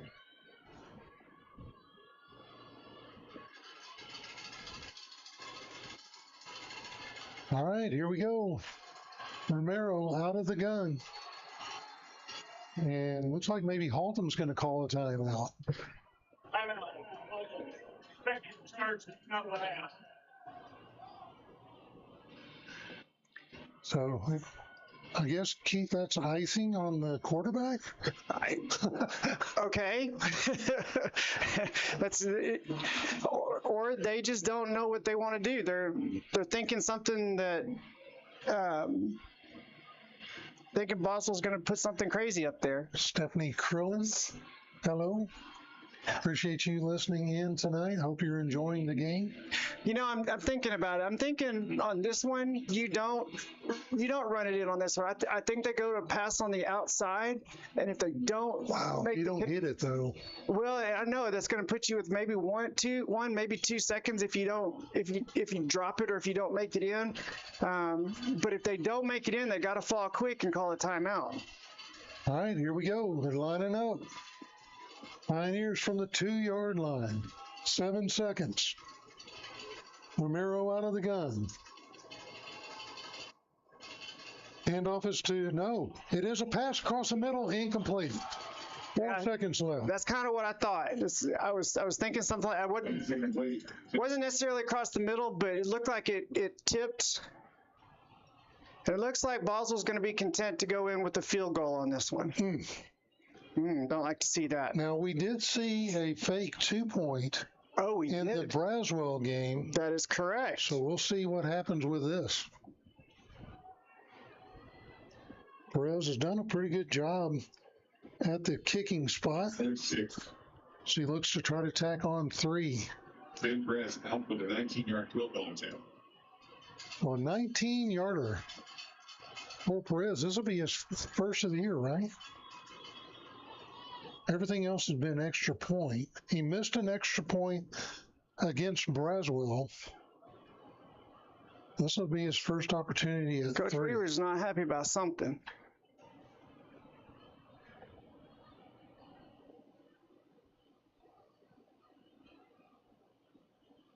Game clock issue again, maybe? Nope. Here we go, folks. Pioneers trying to put points on the board heading into halftime. Here's the hold, and no. Haltom calls another Haltom will timeout. call their second timeout Timeout. as they try to ice the kicker. Tried to ice the quarterback earlier. Now they're icing the kicker. Man, that clock operator, 3rd time tonight now. Of course, what can I say? I've got the game clock at 3 and it's really at 4 on the field, so. There you go. Pioneer faithful on their feet. Oh, I'm sorry. Wait. Oops. I meant Blue Crew. Blue Crew on their feet.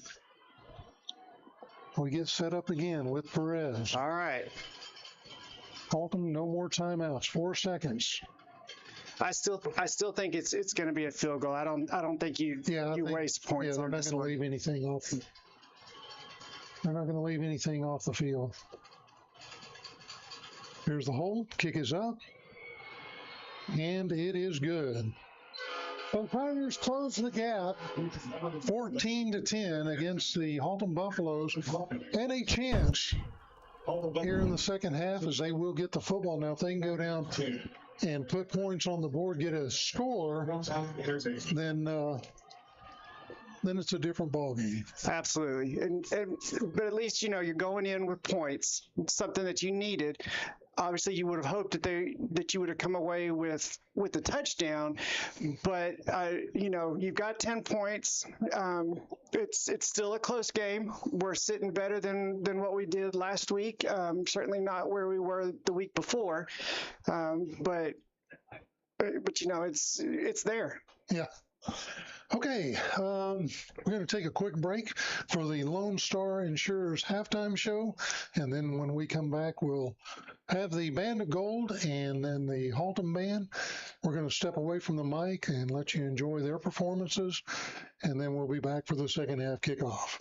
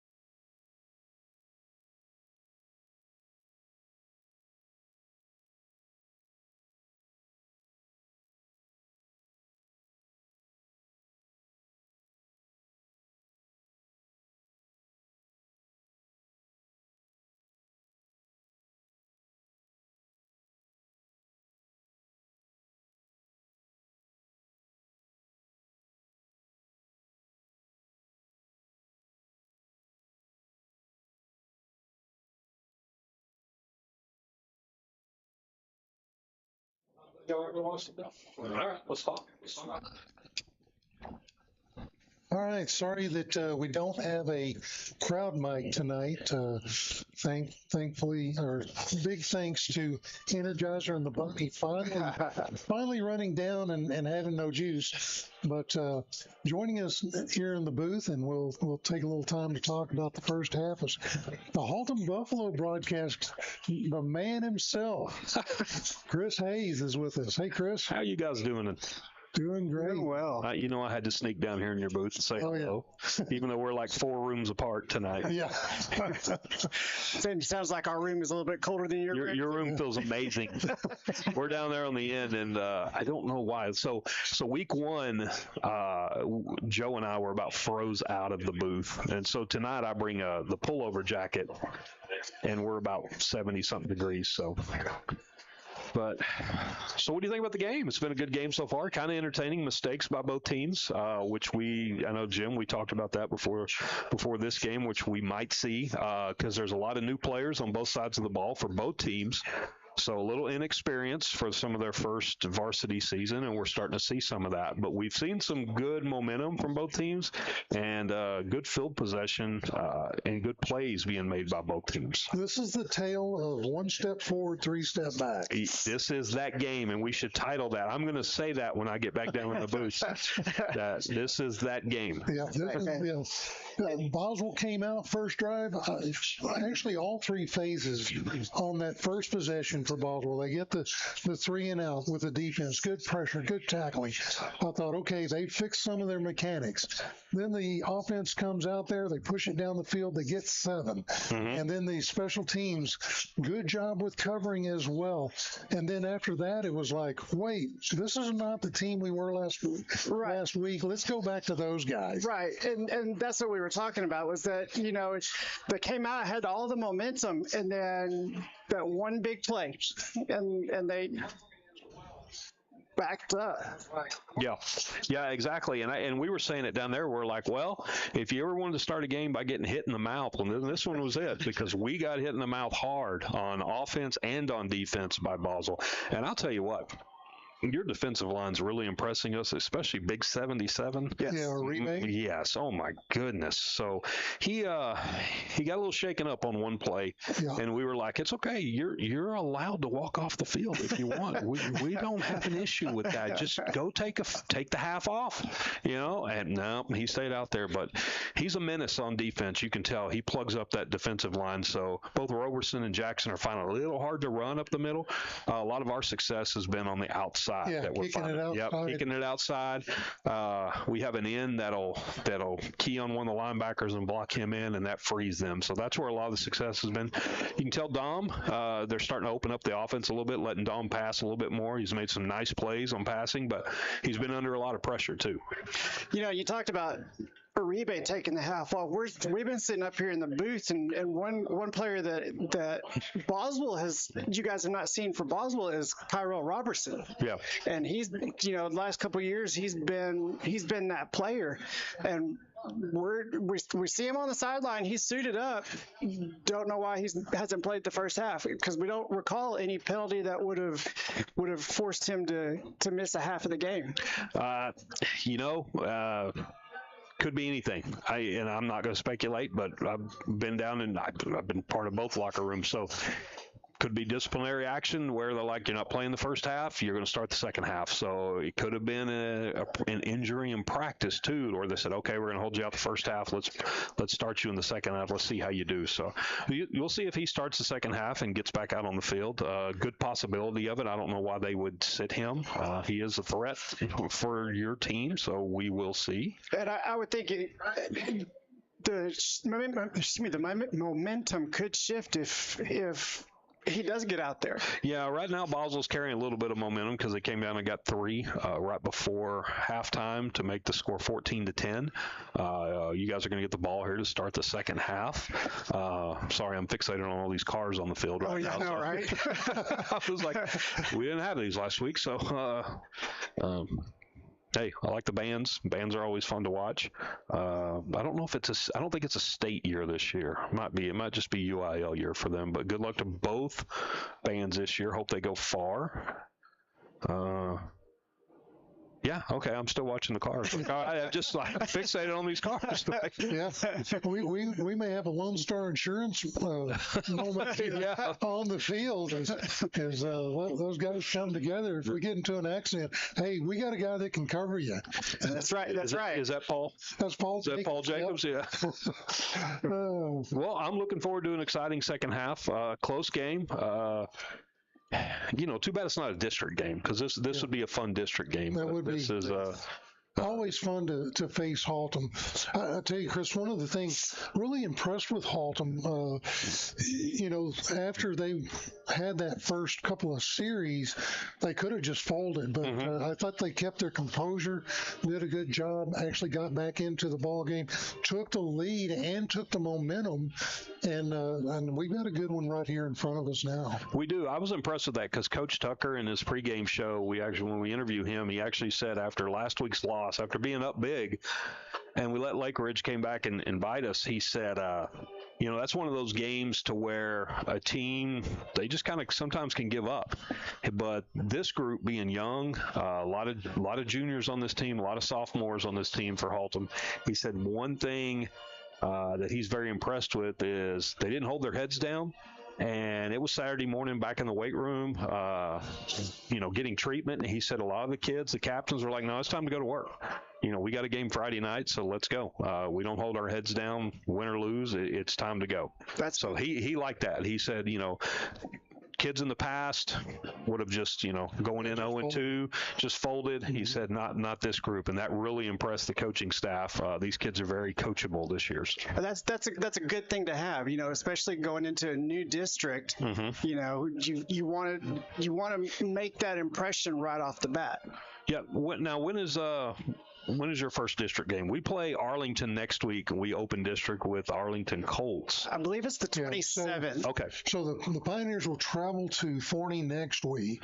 That'll be their final non-district game, and then they start back at home against the Mansfield Tigers, which is going to be a really tough game to start district, because right now I'm looking at Mansfield as probably the number 3 team in our district. Okay. All right. So you're in that district with North Crowley.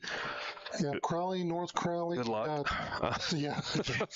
3 of the Mansfield teams. You got Lake Ridge, which we saw against you guys, Legacy, and then Mansfield High, and then you throw in Weatherford on top of that. Lake Ridge, they like to throw the ball. That's how they beat Haltom. Haltom had them down big. Lake Ridge's quarterback, good kid. He got injured in the second quarter and came out, but their backup was just as good.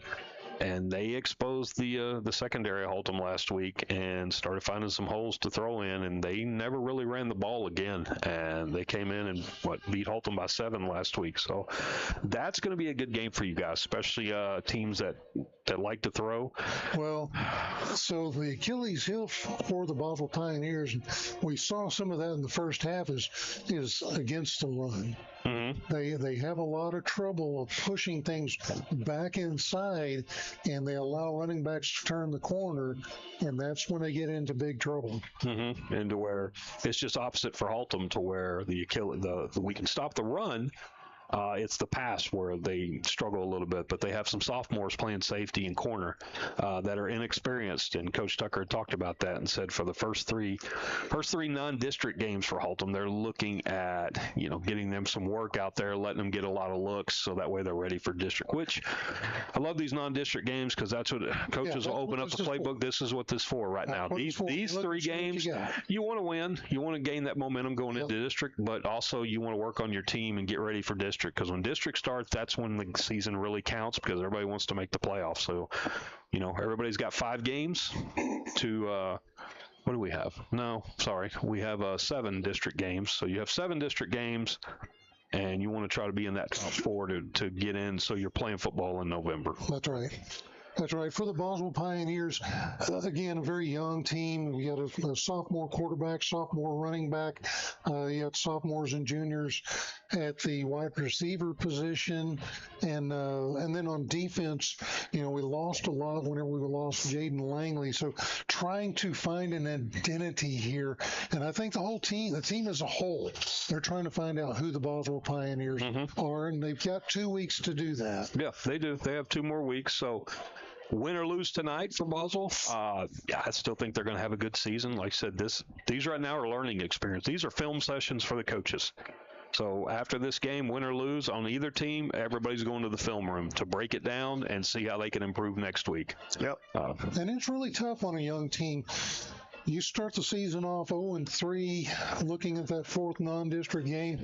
To me, it's very important to get a W somewhere. Yep. And tonight, somebody's going to get a W. So one of these two teams will have a W unless it's a tie. So unless it's a tie. Yeah, we did see an incomplete last year. That's right. The rain, yes, the lightning game, the rain game. Yeah. So we've gone from the rain game to the one step forward, three step back That's game. right. Well, Jim kind of taglined it at the beginning. Somebody's always got to go. Right, Somebody right. who's got to go. I love that graphic you posted up. I saw that today. So, all right. Well, I'm going to run back down to our booth. We got 2 minutes. Good talking to you guys. Thanks for letting me in the booth. And good luck. And I'll talk to y'all soon. Go Boss.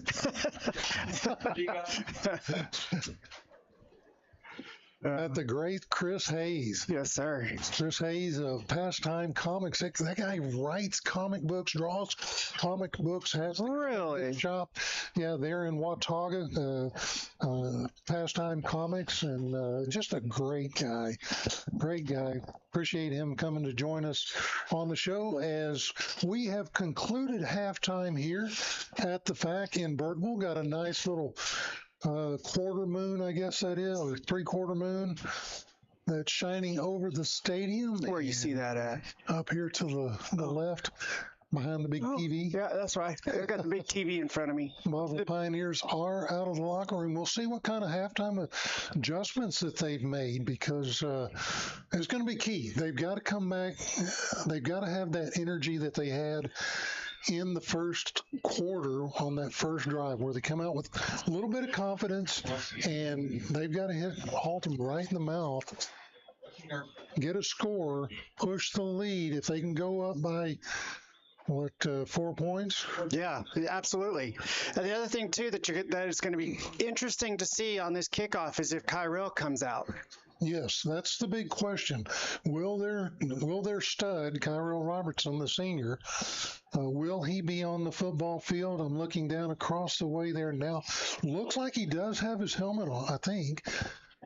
Looks if that's who I think it is. We'll see if we can get the camera on him, but I'm gonna probably butcher this name, but Jessica Healy. I apologize about that, Jessica.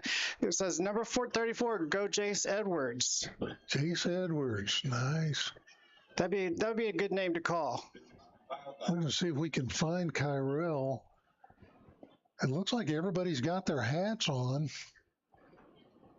So maybe we'll see Kyrell Robertson and see if he can be the difference maker. Yeah, just like we were talking half. about with Chris. I think if.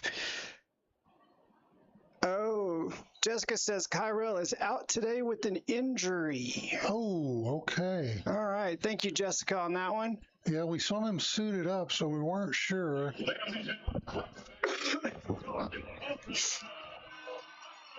That must have been something that he suffered in the game last week. So is that him with the towel on his head? I can't see. Can't really tell. Oh, I see. There about the 47. Yeah, I don't know. Kyrell had his jersey, his full pads on and stuff at the start of the game. So yeah. I wonder if it might have been an injury during.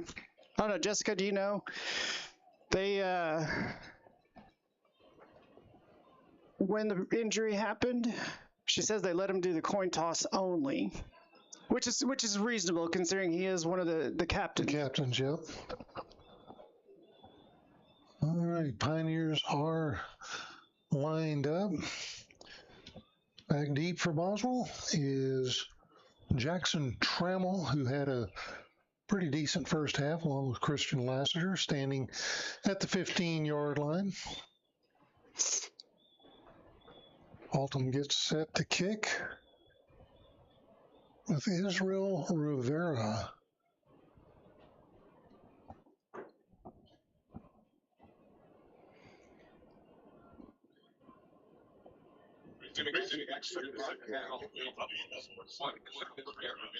So Jessica says an injury happened at practice this week. Oh, goodness.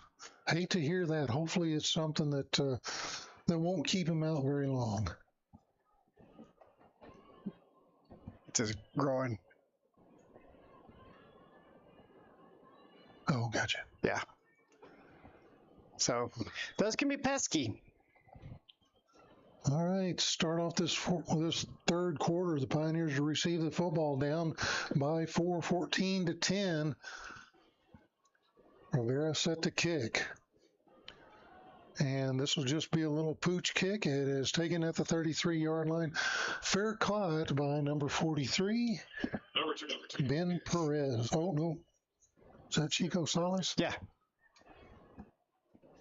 Well, I think it was. Sorry. I don't know. I just agreed with you. That's a good thing. All right. Yeah. First and 10 at the 33-yard line. I'd like to see a lot less back and forth, 1 step forward, 3 steps back, and like 5 steps forward and no steps back. All right, Romero, handoff is to Laster. Laster running to his right, looking for a hole, and nice little gain out to the 38-yard line. Laster doing a lot of running to the right side there, running towards number 11 for the Buffaloes. That's Wayne. Who's the big guard they've got over there on the right side for Boswell? I have to get me a number. There's the handoff again to Laster. Laster spins, gets out of a tackle, running to his right, Good down blocks. the right sideline, and he's off to the races. One man to beat. There He'll you go in for the score, looking for a flag, and there are none. Boswell will strike quickly as they put 6 on the board and take the lead once again. That is exactly what you wanted to see coming out of the half. It was a big punch in the mouth to get the momentum going. All right, Perez will come in to kick the extra point.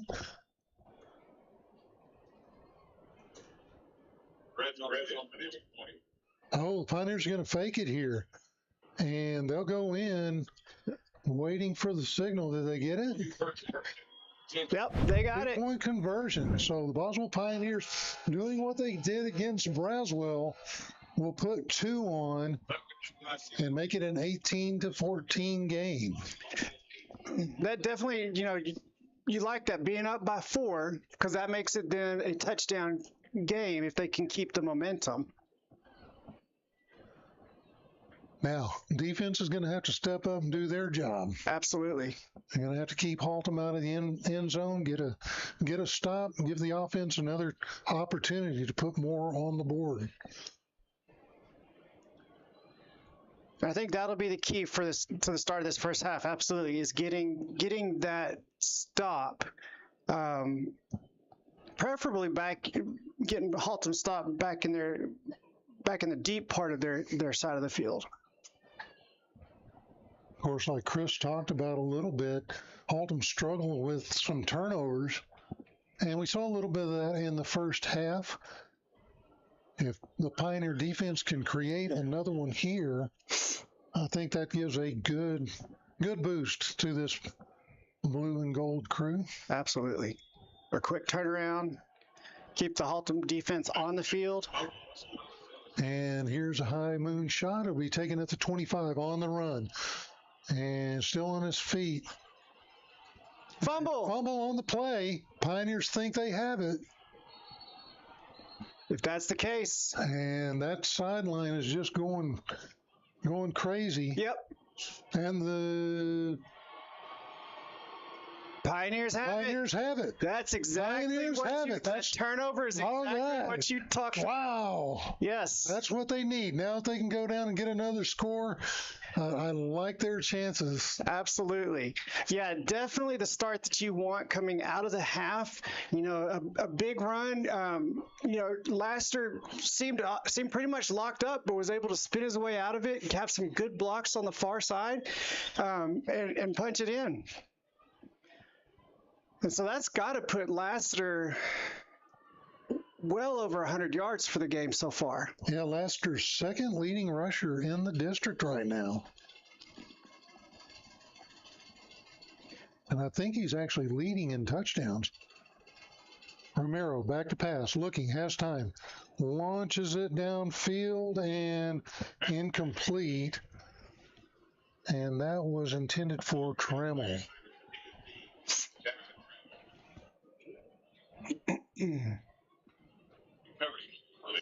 All right. Campbell and Laster are both in the backfield. Look for the run play here as it is second down. 2nd and 10. Handoff is to Laster. Laster, little stutter there. And gets a good gain of about 8 out to the 30-yard line. Nice, manageable third down pickup coming. Yeah, you got to have that. You know, you take a shot, take a chance downfield. You don't come up with it. Pick up a nice gain of 8 on 2nd down, makes it a manageable 3rd down. See what they can do with it here. A little confusion in the backfield there. Haltom shows blitz. And this little swing pass. Oh, give me a flag on that one. Well, And that was completed to Barboza. And Barboza will move the sticks. I actually was a little shocked by the play call there. I thought they were going to hand off to Lassiter. yeah. Well, if you notice, though, Now they'll hand off to Lassiter, and Lassiter's met in the backfield. Flag on the play as Lassiter picks up 1 for the moment. Illegal block in the back. On the open. Didn't even come to the previous spot. Replay first down. man. So penalties, just a killer. Yeah. Beating them up. These have been offensive line penalties. Well, and they've been big yardage penalties, too. Big yards, yep. You know, an occasional 5-yard penalty here and there. Not necessarily that bad, but when you get a couple 15 and some 10s, High snap. Gets rid of the ball quickly, and it's caught. Trammell with the catch at the 29.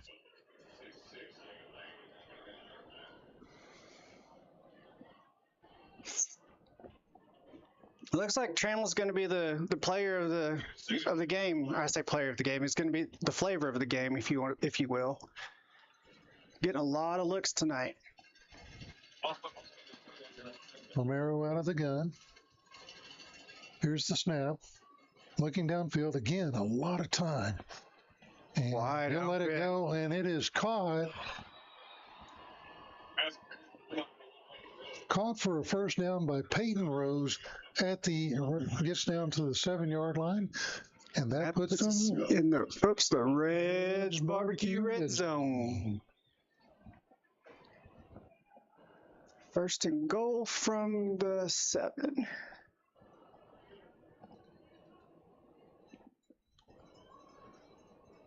Romero, split backs. Handoff is to Lassiter. Lassiter Man, look is at that. still on his feet, Wow. spinning. And that's the thing about Lassiter. Gets down to the 5-yard line. That kid just keeps those feet moving, keeps them churning, and that's part of the reason why he is where he is amongst the runners in our district. Absolutely. He just got that nose for the end zone. And a sophomore, so we got a couple more years with him. Yeah. Romero. Pass, looks across the middle, and that's caught and in for a touchdown. Boswell scores. Brandon Sievers Garrett Lovelace. Garrett Lovelace, is that his first of the year? That is his first of the year. Good job, my friend. So Lovelace scores after the Pioneers get a turnover off the kickoff. And now it is 24-14 pending the extra point.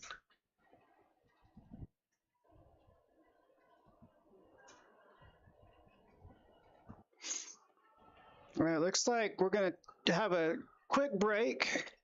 Timeout here. Official timeout. So we'll take a quick break and we'll be right back.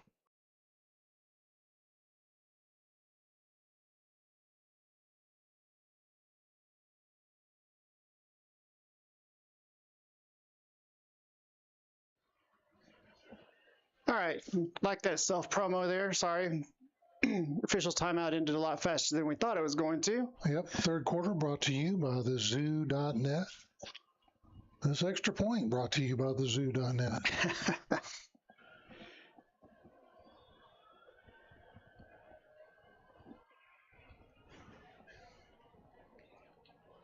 Here's the hold, kick is up, and it is through. Your score now, the Pioneers lead by 11. So that is definitely the start you'd hope for. Less than 5 minutes into the game, already put 15 points on the board. That is a very good start to the second half. So the Haltom Buffalos reeling a little bit right now as the Boswell Pioneers made some good halftime adjustments and have been clicking in all three phases here in the second half.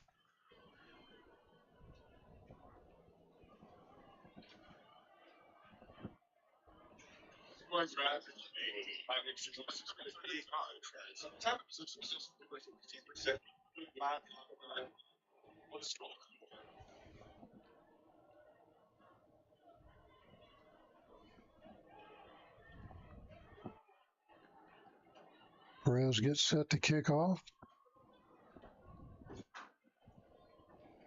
Neat move for Haltom, stand at their own 19.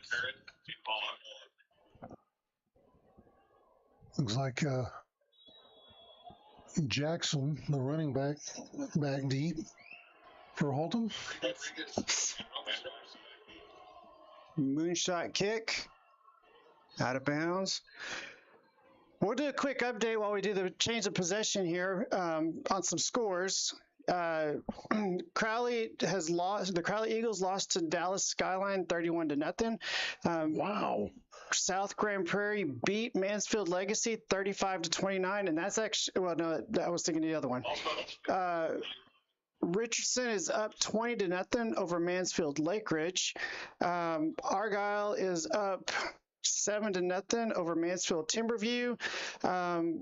Mansfield Tigers are up 42-23 over Arlington Martin. And in the second quarter, we've got Weatherford up 12-9 over Arlington. Moonavong with the carry. And it's up 3 to the 30-yard line. And at halftime, North Crowley's up 35-7 over Denton Geyer. Wow, now that's a shocker. That is a shocker. Of course, they shocked DeSoto last week. Denton Geyer beat Aledo in week 1. Oh, did they really? Yeah. Wow. So, man, I tell you what, North Crowley's a real deal. Yeah, coming back off of a big win over the ranked number 1 in the state, DeSoto Eagles.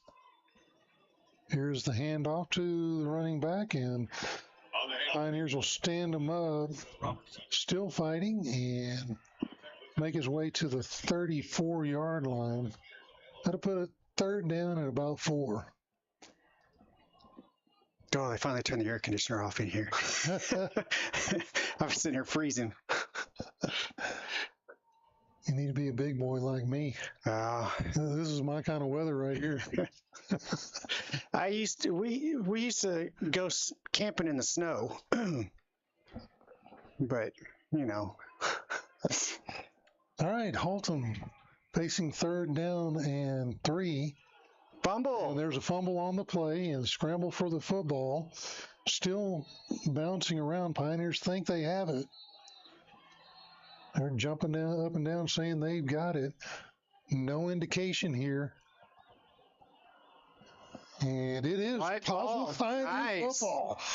Wow, and that's just the boost they need. Absolutely. Boswell made some changes, and Haltom is collapsing. And Coach High School will run over and get the turnover chain. That was something that Chris said at halftime, that Haltom's been prone to mistakes. So that's Jack Edwards, who will get the turnover chain for the Pioneers. Very good.